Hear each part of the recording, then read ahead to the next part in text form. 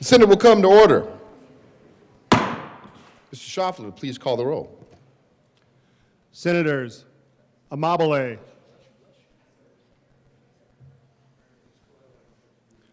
Amabile, Excused. Baisley, Excused.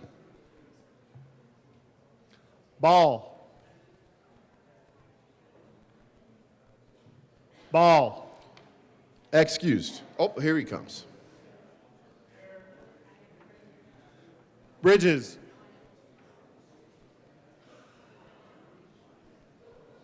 Bridges, Excused. Bright, Carson, Catlin, Cutter,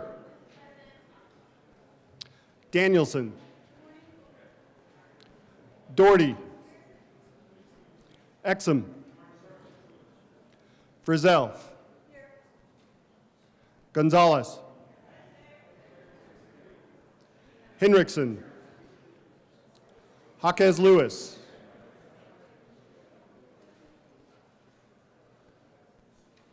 Jaquez Lewis, Excused. Judah, Kip, Kirkmeyer, Kolker, Liston, Lundin, Marchman, Michelson Genet, Mullica, Pelton B, Pelton R, Rich, Roberts, Rodriguez, Simpson, Snyder, Sullivan, Wiseman, Winter, Bridges,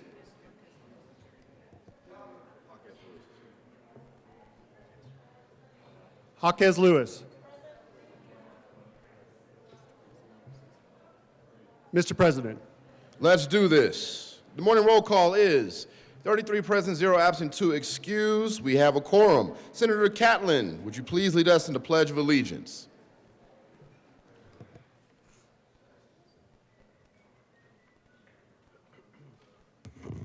Please join me for the Pledge of Allegiance. I pledge allegiance to the flag of the United States of America and forth one nation under God, indivisible, with liberty and justice for all. Approval of the journal. Senator Ball. Thank you, Mr. President. I move that Senate Journal of January 31st, 2025 be approved as corrected by the Secretary. You've heard the motion. All those in favor say aye. Opposed, no. For some weird reason, the ayes have it and the motion is adopted. Senate Services. correctly printed, Senate Joint Resolution 5, correctly engrossed, Senate Bill 25, or Senate Bill 19 and 46, Senate Resolution 4. Majority Leader Rodriguez. Thank you, Mr. President. I move that the Senate recess until 10:30 a.m. this morning to head to the West Steps for a group photo.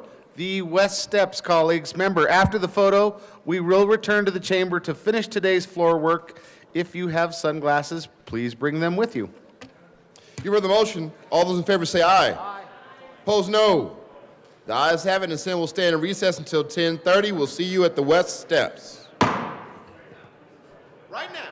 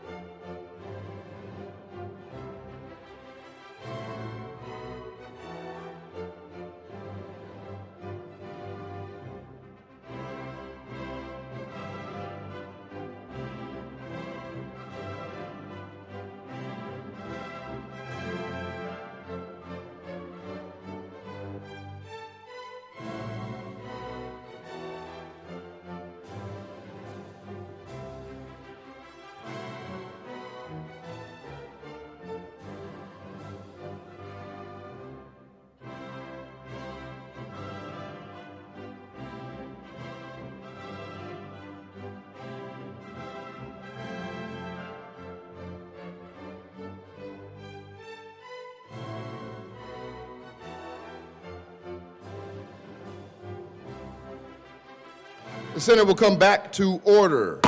Introduction of bills. Oh, Mr. Schaffler, please add Senators Amabile and Baisley to the roll. Introduction of bills.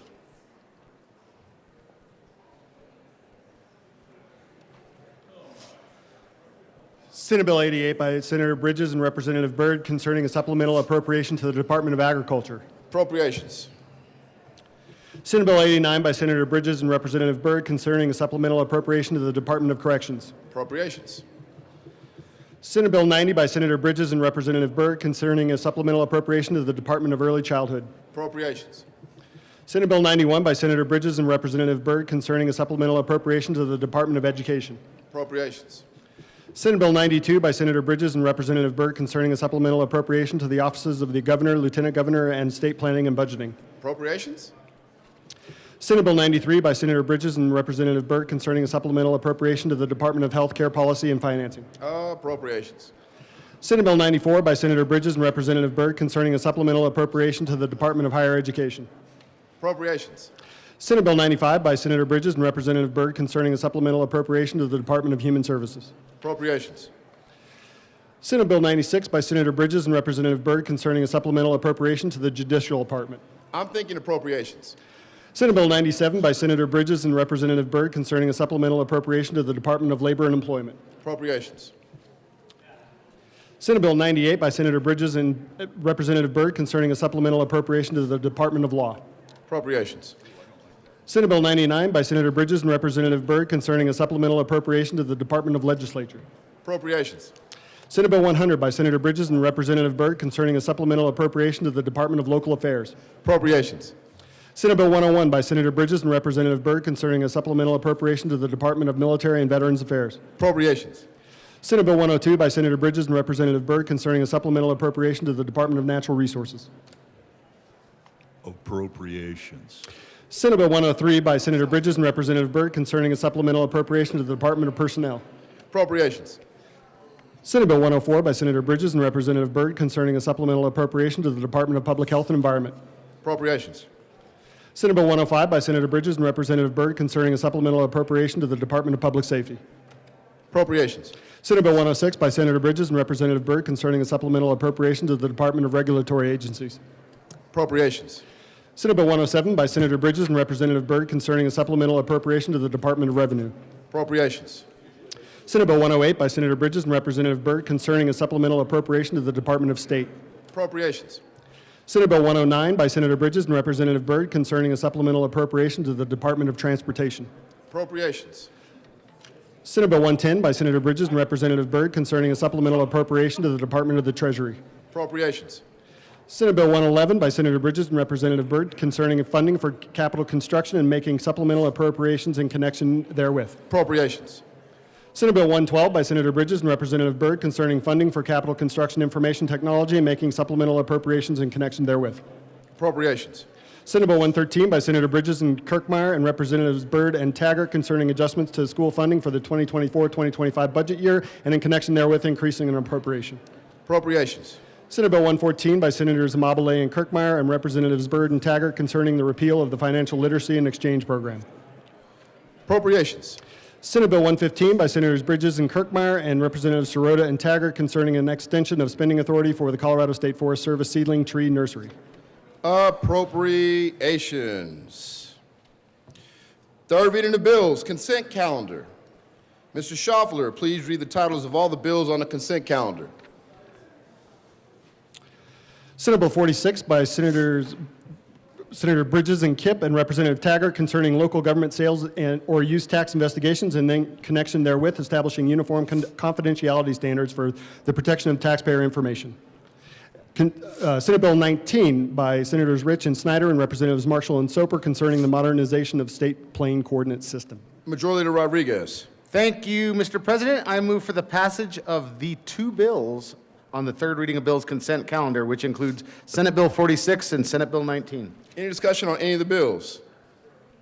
Seeing none. The motion is the passage of all the bills on the third reading of bills consent calendar. Are there any no votes?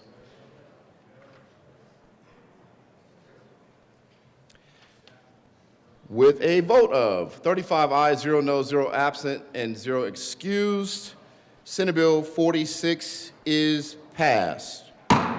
Co-sponsors. Senators Bridges, Kipp, Amabile, Snyder, Exum, Michelson Janae, Jaquez Lewis, Judah.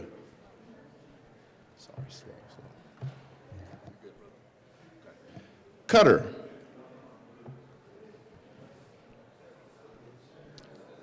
Please add the president.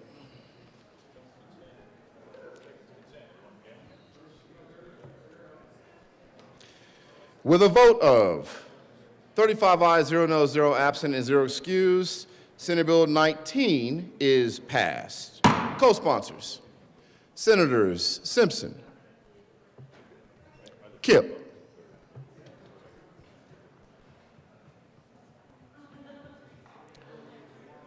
please add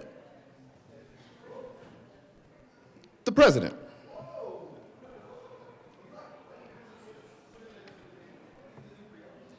Is that what this does?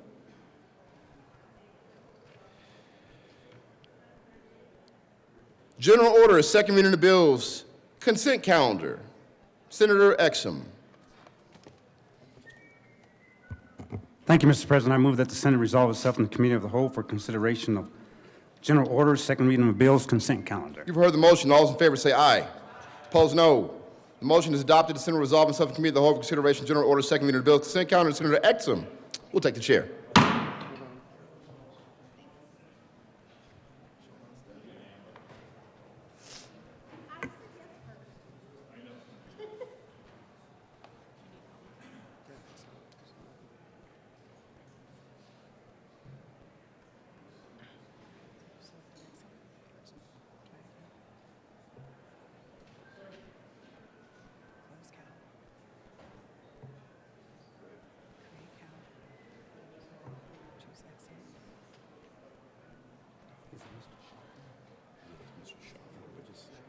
Just say the committee will come over and call yours for that. That's you right here.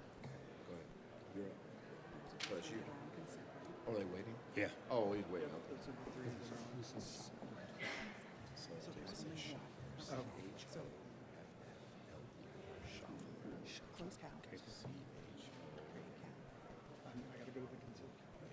Okay, just a minute.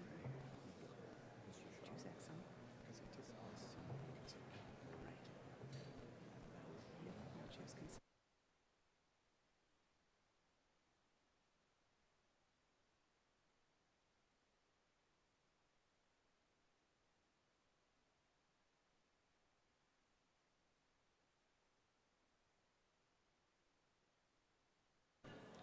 Ready? The committee will come to order and the court rule is relaxed.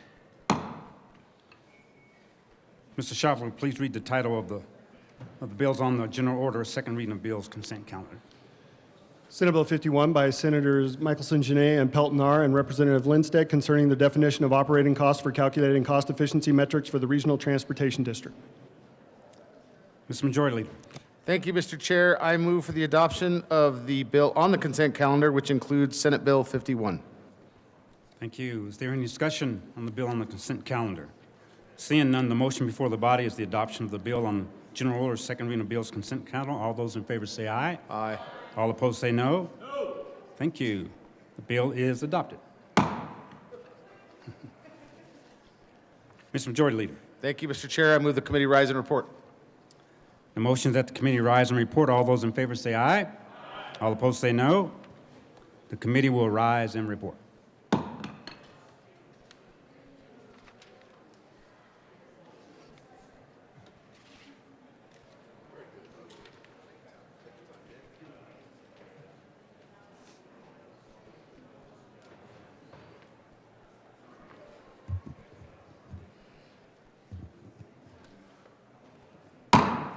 Senate will come to order. Senator Exum. Thank you, Mr. President. The committee has had a bill under consideration on the consent calendar. Will the clerk please read the report? February 3rd, 2025. Mr. President, your committee of the whole begs leave to report it has had under consideration the following attached bills, being the second reading thereof, and makes the following recommendations thereon. Senate Bill 51, passed on second reading and ordered engrossed and placed on the calendar for third reading and final passage. Senator Exum. Thank you, Mr. President. I move the report. The motion is the adoption of the committee of the whole report. Are there any no votes? With a vote of 35 ayes, 0 noes, 0 absent, and 0 excused, the committee of the whole report is adopted. Senate Bill 25-051 passed on second reading, order engrossed and placed on the calendar for third reading and final passage. General orders, second reading of bills. Senator Exum. Thank you, Mr. President. I move that the Senate resolve itself in the committee of the whole for consideration of general orders, second reading of bills. You've heard the motion. All those in favor say aye. Aye. Opposed, no. The ayes have it. The motion is adopted. The Senate will resolve itself in the committee of the whole for consideration of general orders. Second reading of the bills, and Senator Exum will take the chair.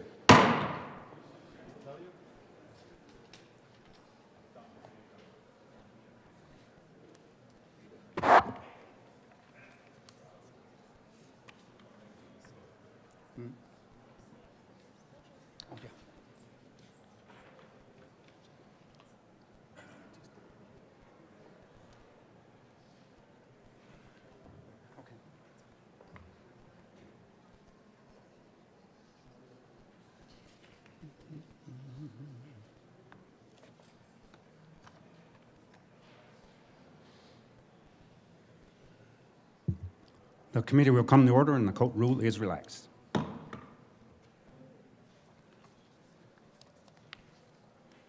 Mr. Schaffler, will you please read the, Majority Leader. Oh, he's got to read the bill first.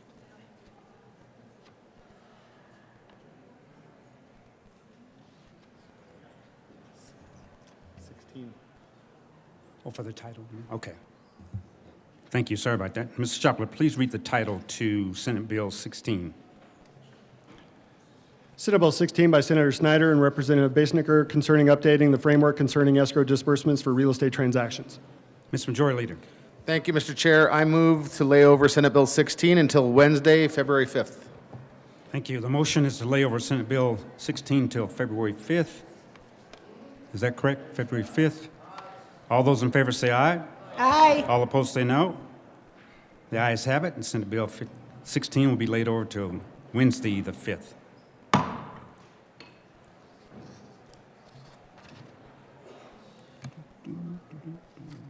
Mr. Schaffler, please read the title to Senate Bill 52. Senate Bill 52 by Senators Winter and Hendrickson and Representatives Valdez and Lindsay concerning the confidentiality of information related to the regulation of railroad operations. Senator Henderson.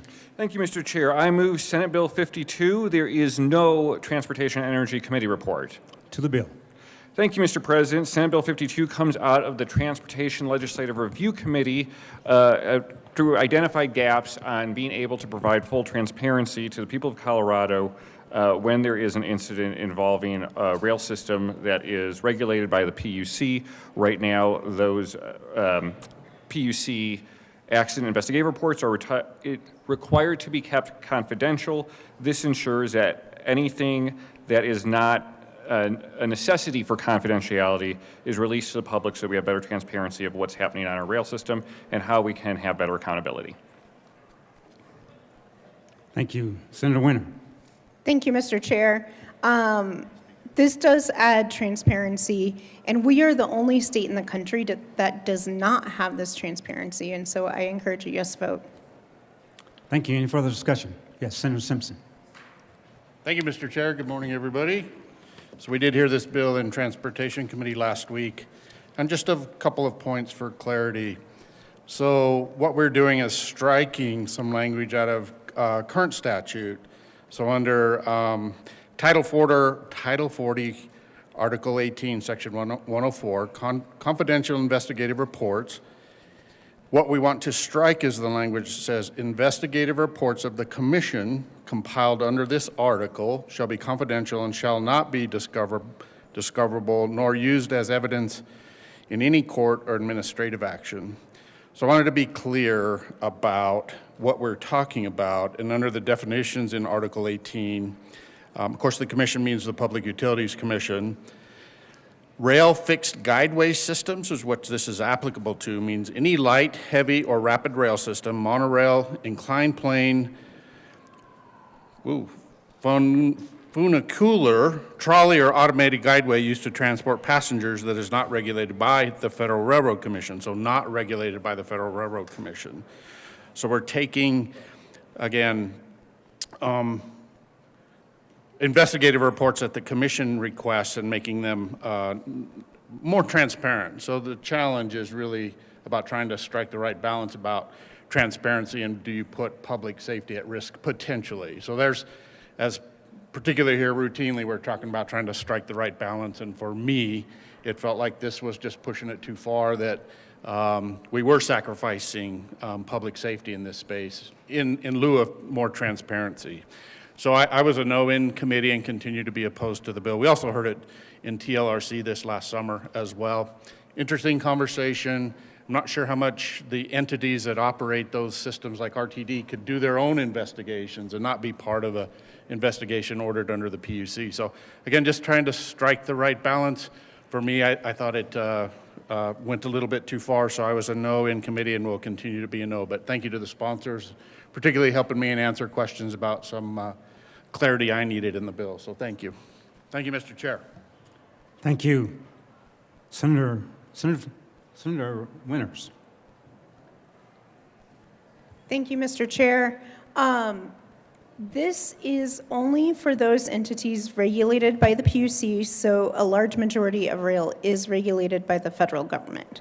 However, last year when we had the headlines of RTD slowing down their light rail times without clarity about why, and they just said it was about safety, some of their board members didn't even know why the schedule had changed because of the lack of transparency within this process. Again, we're the only state in the country that doesn't have transparency. The federal government has transparency. So I don't think it goes too far. I think it's extremely reasonable. And we also put in protections for public safety that there can be a rulemaking about what to release or not release. So we're not mandating everything gets released, but just some information for the public and for those that are actually operating. Thank you. Further discussion? Yes, Mr. Minority Leader. Thank you very much, Mr. Chair. Want to congratulate the sponsors on having the first of the session general orders second reading bill up. It is the debate that everybody that watches the General Assembly or any legislative body thinks is the debate. When they say you're a legislator, oh, you must debate, and their image in their mind is this level of engagement. It's when the chamber comes together, it's the committee of the whole, not the Senate, but it's the membership of that committee of the whole are all the members of the Senate. And so we come in and we engage on a bill, we discuss it on behalf of the people of Colorado. And I am grateful that we are able in this first bill to come to at least some degree of agreement. We have conversed with the bill sponsors and figured out one way to improve the bill that I think is significant for the people of Colorado, and I would love to do that. There's an amendment at the desk. Mr. Schaffler, please read the Amendment L001. Amendment L001, Section 2. Where did I read it? Sorry. Amend printed bill, page 2, strike lines 15 through 19, and substitute. Section 2, act subject to petition effective date. This act takes effect at 12:01 a.m. on the day following the expiration Minority of Leader the 90-day. Lundin. Thank you very much, Mr. Chair. Thank you to the bill reader, to the clerk for starting in on the bill.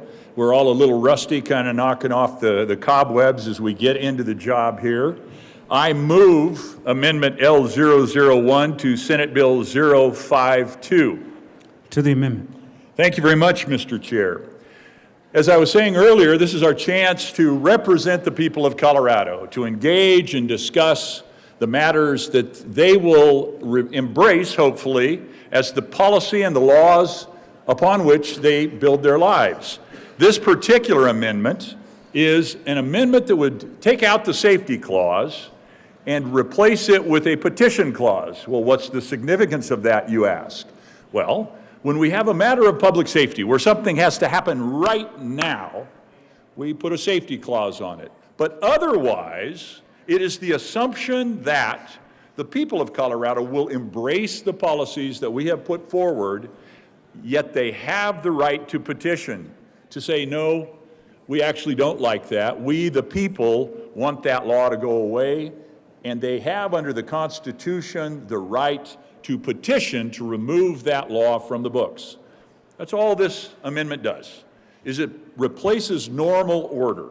It makes sure the people are first and foremost in our minds as we move policy forward, and they have the opportunity to say, yeah, not so much on that law. This law, I think the people are probably going to say, yeah, that makes sense, I can live with that. It only affects transit rail and Amtrak, and it has to do with transparency. They may like it. I think we'll have a significant number of no votes because there are minor elements within this bill, within this law, that maybe we don't completely agree with. But generally, I think the people of Colorado it would be highly unlikely that they would seek petition to pull this out. And so I'm grateful to the sponsors for accepting this, assuming that they do.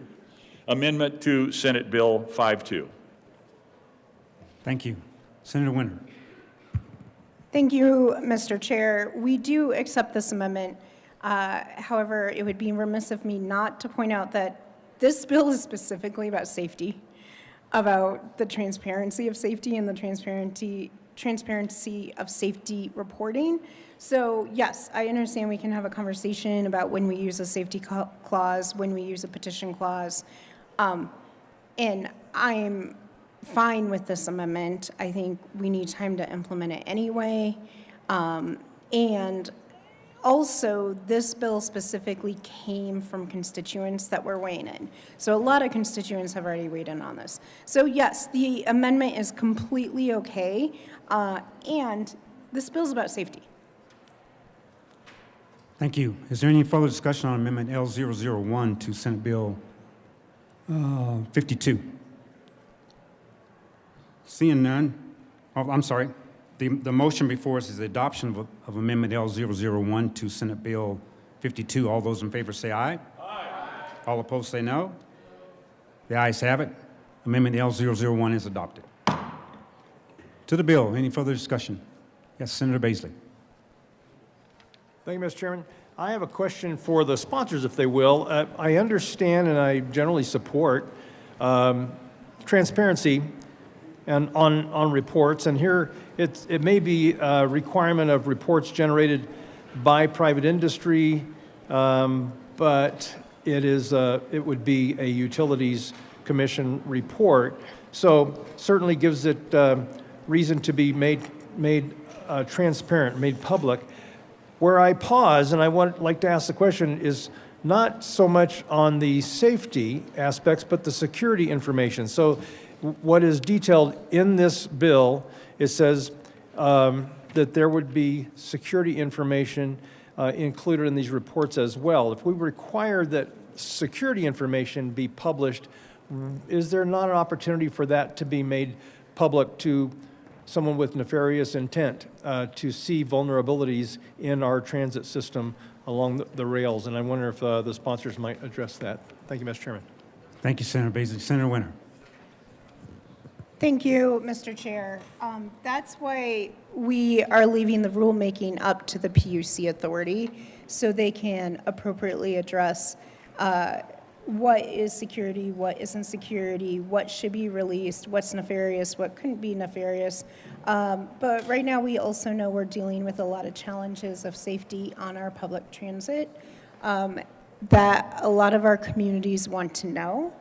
And so this is ensuring that those reports get produced, but we are leaving it at a rulemaking level for the PUC to make sure that confidential information similar to how the federal government regulates public transit does not get released. Thank you. Any further discussion? Seeing none, the question before us is the adoption of Senate Bill 52. All those in favor say aye. Aye. All opposed? The ayes have it. Senate Bill 52 is adopted. Mr. Majority Leader. Oh. Okay. Mr. Chopler, please read the title to Senate Bill 10. Senate Bill 10 by Senators Mullica and Pelton B. and Representative Brown concerning electronic communications and healthcare. Mr. Majority Leader. Thank you, Mr. Chair. I move to lay over Senate Bill 10 until tomorrow, Tuesday the 4th, 2025. Thank you. The motion before us is to lay over Senate Bill 10 till tomorrow, Tuesday the 4th. All those in favor say aye. All opposed say no. The ayes have it. Senate Bill 10 will be laid over. Mr. Majority Leader. Thank you, Mr. Chair. I move the committee rise and report. The motion before us is to rise and report. All those in favor say aye. All opposed say no. The committee will rise and report.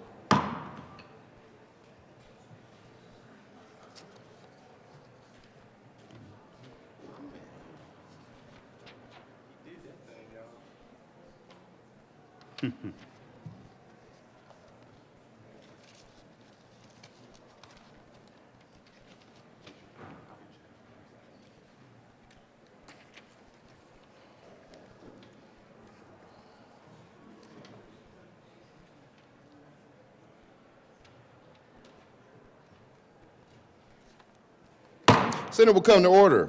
Senator Exum. Thank you, Mr. President. The committee has had a number of bills under consideration. Will the clerk please read the report?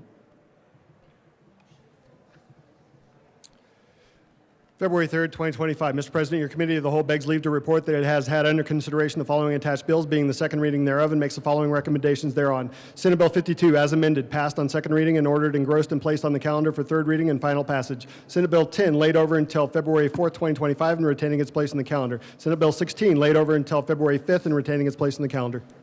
Senator Exum. Thank you, Mr. President. I move the report. The motion is the adoption of the committee of the whole report. Are there any no votes? Senators Simpson, Baisley, Frizzell,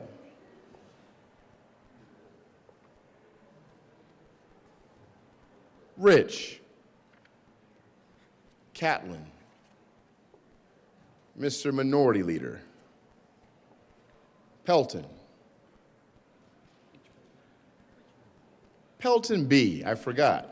They're both hands up. Pelton R as well. Kirkmeyer, Bright, Carson, Liston. With a vote of 23 ayes, 12 no, 0 absent, and 0 excused, the committee of the whole report is adopted. Senate Bill 25052 is amended, passed on second reading, ordered, engrossed, and placed on the calendar for third reading and final passage. Senate Bill 10 laid over until 2/4/2025, retaining its place on the calendar. Senate Bill 2516 laid over until 2/5/2025 and retaining its place on the calendar. Consideration of resolutions.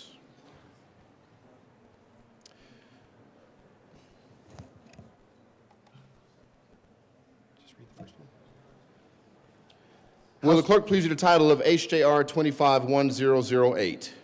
House Joint Resolution 1008 by Representatives Armagost and Byrd and Senators Michelson, Janae, and Pelton B. concerning designating the third week of September as co-responder units and behavioral health crisis professionals week in Colorado. Majority Leader Rodriguez.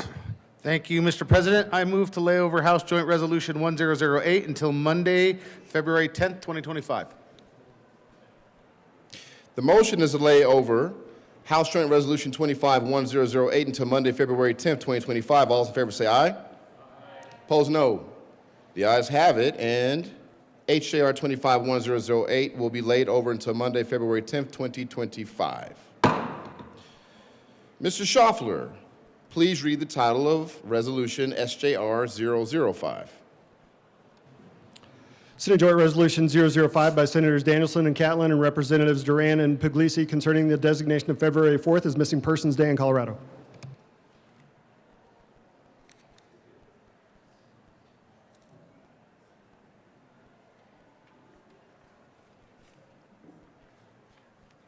Senator Danielson.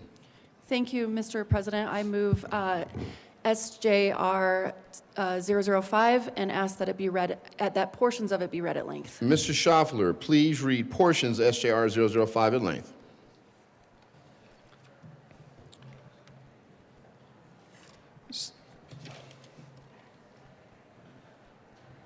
Whereas each year, hundreds of thousands of families are faced with what former President Ronald Reagan called the stark terror of a unique tragedy, a missing family member, and whereas every 40 seconds someone goes missing in the United States, approximately 2,300 Americans are reported missing every day, and there are as many as 90,000 active missing persons cases in the United States at any given time.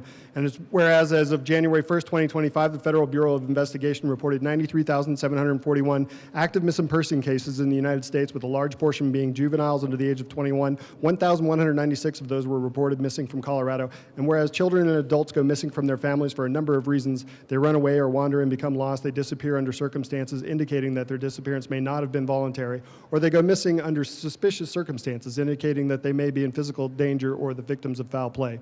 And whereas in 2002, then Colorado Governor Bill Owens signed House Bill 02-1083, establishing the AMBER, America's Missing Broadcast Emergency Response Alert Program in Colorado, named after 9-year-old Amber Hagerman, who was abducted and killed in Texas in 1996. The program ensures that local law enforcement agencies can use Colorado's emergency alert system to broadcast information to alert citizens of missing children. And whereas since 1996, Amber Alerts have successfully recovered 1,221 children, and whereas for all of the important work done to recover missing children, the National Center for Missing and Exploited Children reported on its website in 2024 that 29,568 missing child reports were made to law enforcement in 2024. And the organization lists 53 missing Coloradan children from every area of the state. Although all 53 disappeared from their families when they were children, some have been missing for decades.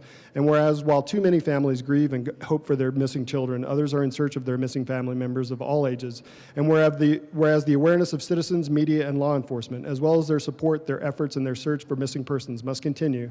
And whereas the public plays a critical role in the success of the AMBER and all other alert programs as they become the eyes and ears of law enforcement and can be on the lookout for the missing person. And whereas the common misconception that a person must be absent for at least 24 hours before being legally classified as missing is dangerous when there is evidence of violence or of an unusual absence. It is critical that an investigation begin promptly. And whereas new advances in technology must be utilized and made available to locate the missing.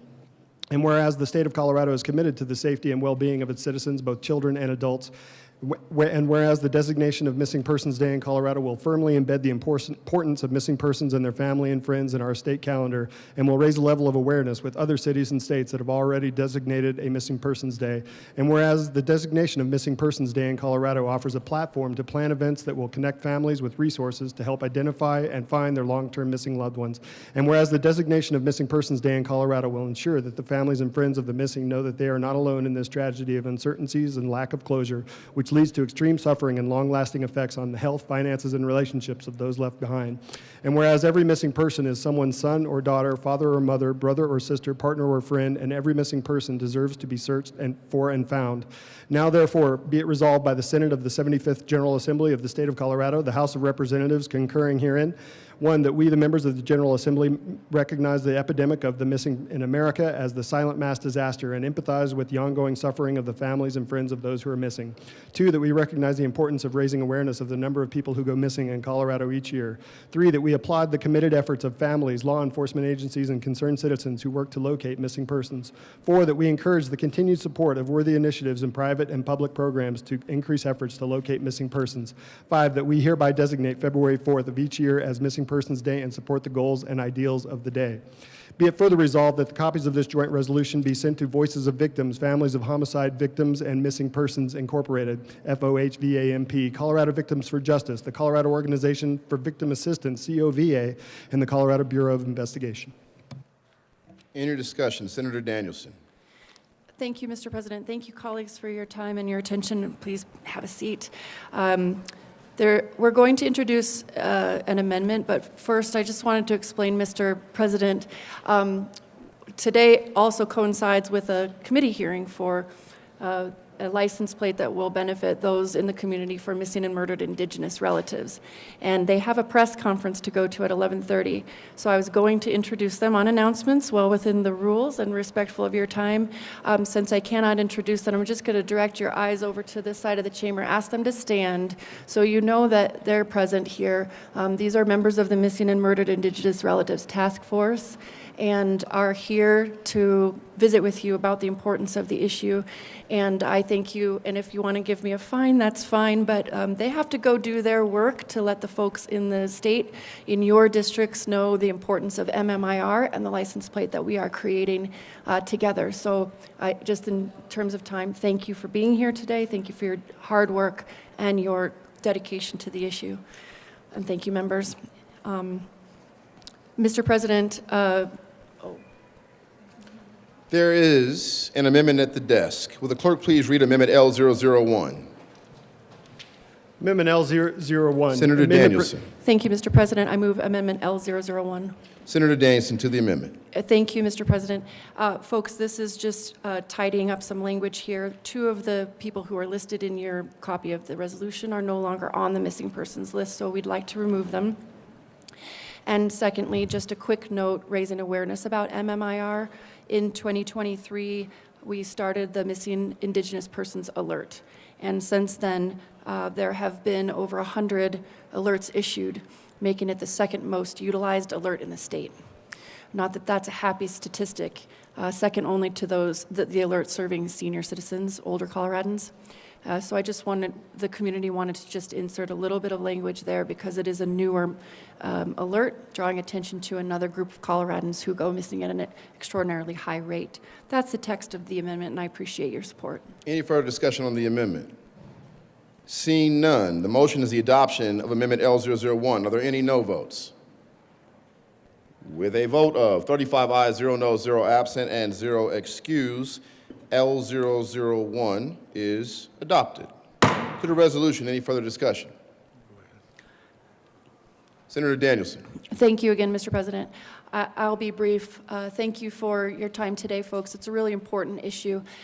For those of you who don't know, we will do a reading of the names, the entire list that you have in the text of your bill, on the West Steps tomorrow. So there should be information available for all of you as members, but that's why we're not doing it today. And if you'd like to come and pay your respects, you would be more than welcome. The issue of missing individuals across the state impacts families in a really serious way, as I'm sure I don't need to explain to you. I just wanted to say briefly that our focus always needs to be on locating those individuals and bringing our loved ones home. And so to the task that we have here in the Senate, we should keep our eyes focused on that and listen to the community when they instruct us on how best to do that. And I want to thank my co-prime sponsor. It's my first measure that I've been able to run with him since he came to the Senate. And I really appreciate all of your support for the resolution. Thank you. Any words from the good Senator of Montrose? Senator Catlin. Thank you, Mr. President, and thank you to the good senator from Wheat Ridge for inviting me on to be a co-prime sponsor of this. One of the things I wanted to express to you is that this is probably the most sad thing that can happen to a family. Not knowing has got to be one of the worst feelings that anyone can have. This has been something that's been important to me since I came to the state capitol, and this is an opportunity for me to put some focus on that. Because it doesn't matter what your address is, what your net worth is, where you live, how you live, losing someone and not knowing where they were would be something that I don't think that I would be able to deal with, and I'm sure that they're having to deal with it, which makes me feel like somebody should say something. We recognize it. We know that it's out there. What we're trying to do is a small thing that says, look, we're going to identify this day as Missing Persons Day. It doesn't do much to bring them back, but it does bring attention to the fact it's happening. The other thing that we have all heard and have been a part of is the Amber Alert. I think that's one of the smartest things the state of Colorado has done. The Silver Alert happens in my district numerous times, but it brings people to the table. It says, I might be able to help. Just by knowing the license plates, the direction they were going, what someone looked like. That gives us all a much better opportunity to find them. And in your resolution, you'll see that we have found 1,221 children nationally through those Amber Alerts. That's winning. We need to keep winning. These are the kind of things that we can do in this building and in this room. Thank you so much for allowing me to help sponsor this, and know that if I can help, I will be of help. Thank you. Senator Danielson. Thank you, Mr. President. Thank you so much. Very, very well said. I was just going to mention that as the resolution says, it's tomorrow. And so thank you to the sergeants and staff for distributing these yellow ribbons. If you wish, there will be a lot of constituents here. It's going to be more of a ceremony in the house. But if you wish, you can wear your yellow ribbon and just say hello to the folks who are here. And like I said, please stop by the ceremony on the West Steps. Thank you very much. Any further discussion? Seeing none, the motion is the adoption of SJR 25005. Are there any no votes? With a vote of 35 ayes, 0 noes, 0 absent, and 0 excused, SJR 25005 is adopted. Co-sponsors, Senator Danielson. Thank you, Mr. President. Without objection, I move that the current roll call be added as co-sponsors. Seeing no objection, the current roll call will be added as co-sponsors. Thank you. Thank you. Thank you. Consideration of governor's appointments. Consent calendar. Mr. Schaffler, please read appointments listed on the consent calendar.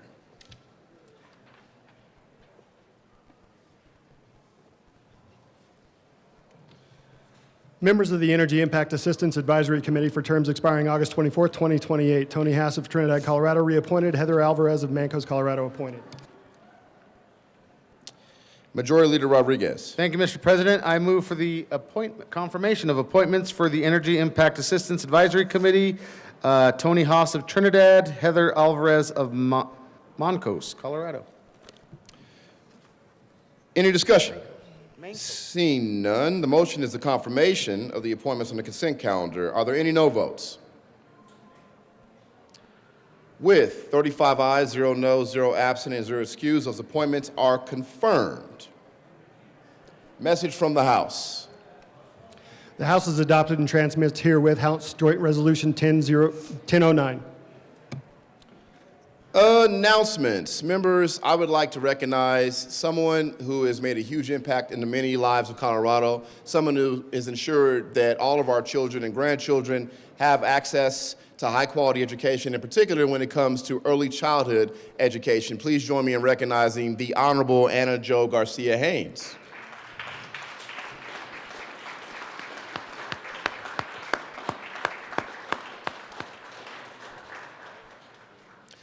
Senator Amabile.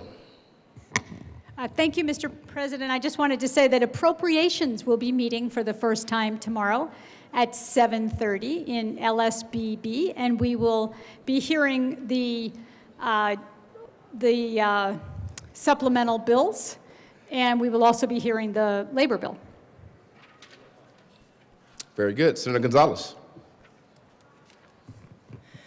Thank you, Mr. President. The Senate Committee on Ethics will be meeting tomorrow at 8 a.m. in Senate Committee Room 357.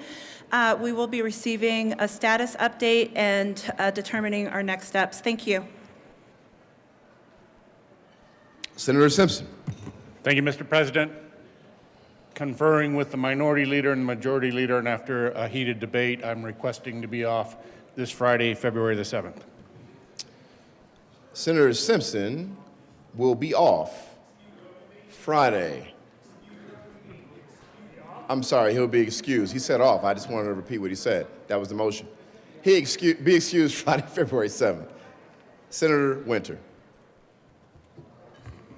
Thank you, Mr. President. After consulting with leadership, I will be missing Thursday morning and BLT committee because I have a dentist appointment, and will return in the afternoon for local government committee.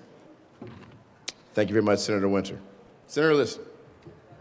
Thank you, Mr. President. Members, I want to remind everybody that this Wednesday is going to be our first nuclear caucus, and a Colorado-based company, Energy Fuels, will be making the presentation.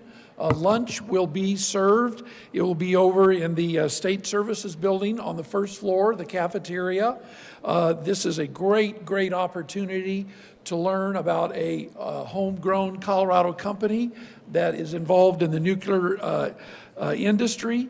And if you're going to attend, if you'll kind of let me know, because we want to make sure that we have enough lunches for everybody. So this Wednesday, February the 5th, from roughly 11:30 to 1 o'clock, you're all invited. If you can't make it, your aides are invited. So be there or be square. Thank you, Mr. President. Thank you, Senator Liston. That'll be explosive time. I know, it's a dad joke. Senator Peltonar. Thank you, Mr. President. Tomorrow morning, Mr. President, is Bible study down in room 109 at 7:15. Come get your soul fed, and while you're there, feed your belly. Thank you. Amen. Any further announcements? Seeing none, Majority Leader Rodriguez. Thank you, Mr. President. I move that the Senate adjourn until 9 a.m. Tuesday, February the 4th, 2025.